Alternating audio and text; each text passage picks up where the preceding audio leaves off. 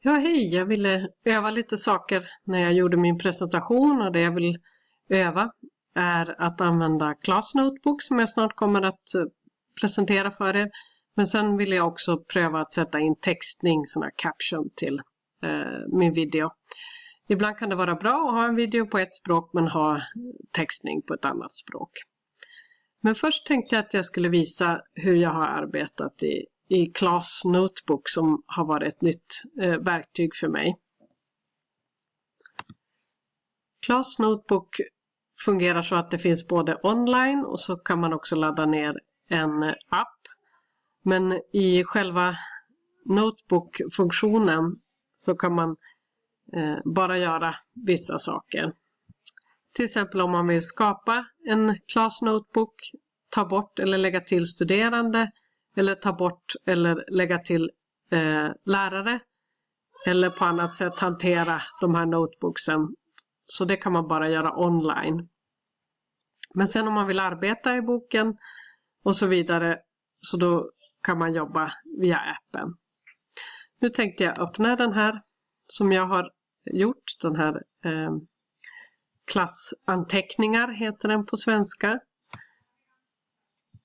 Och då tar jag den Open in OneNote online. Vi ska bara använda den här viewn i videon. Här har jag då gjort den här 3-poängskursen International Development som också är en helt ny kurs för mig.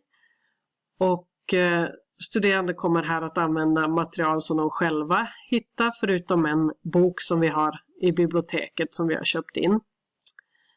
Och jag uppmanar också alltid studerande att använda Creative Commons licenser. Som ni ser så finns det här, förutom den här Course Intro, också assignments. Och de här båda blocken är de som jag har delat ut till studerande. Så om vi går in och tittar till exempel på en studerande här, så har hon en egen introduktion och sen sina egna uppgifter som hon ska göra. Och de här uppgifterna och den här introduktionen, det är bara hon som kan se dem. Om man sen vill gå in och samarbeta så måste man gå in i samarbetsutrymmet, och där ser alla vad som man har jobbat med. Och här är det en studerande som redan har delat sin tidslinje som han har gjort inom ramen för kursen. Och jag har kommenterat här lite, vem har skrivit det här, eftersom jag inte vet vem som har skrivit det när det är ett så öppet dokument. Öppet verktyg ska det vara. Och om vi går in på den här studerande som är min kollega, så inte avslöjar några hemligheter, så här på introduktionssidan av kursen så har jag lägger alltid in kompetenserna för kursen så studerande vet vad de ska lära sig under kursen. Och sen har jag lagt in kortfattat vilka kursuppgifterna är. Och jag har försökt säga tydligt att de ska skriva direkt i den här notebooken, men det har inte varit tydligt ännu för alla studerande. Och jag ska gå in och visa en studerande hur han har jobbat. Jag har bett om tillåtelse till det.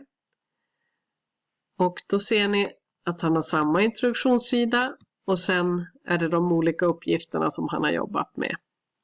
Så här ser vi att det var hans tidslinje som vi såg där. Han har jobbat med Tanzania på sin tidslinje. Och den här 2:an har han inte påbörjat, men sen har han beskrivit strukturalismen som var en av de här teorierna man skulle beskriva, ungefär en A4-sida. Och sen har han börjat arbeta med undernäringen i Tanzania. Och kursen avslutas med att man ska kommentera en annan studerande. Och det verkar vara en väldigt enkel kurs, men det som är att det ingår ett 2 dagars seminarium i den här kursen som ordnas av Nestling Foundation, eller att man gör en sån här massive online course på nätet. Så man kan ändra fortsätta jobba helt virtuellt, eller så kan man komma till Helsingfors vid de som var intresserade har då anmält sig till den kurs, till det symposiet som är en del av kursen.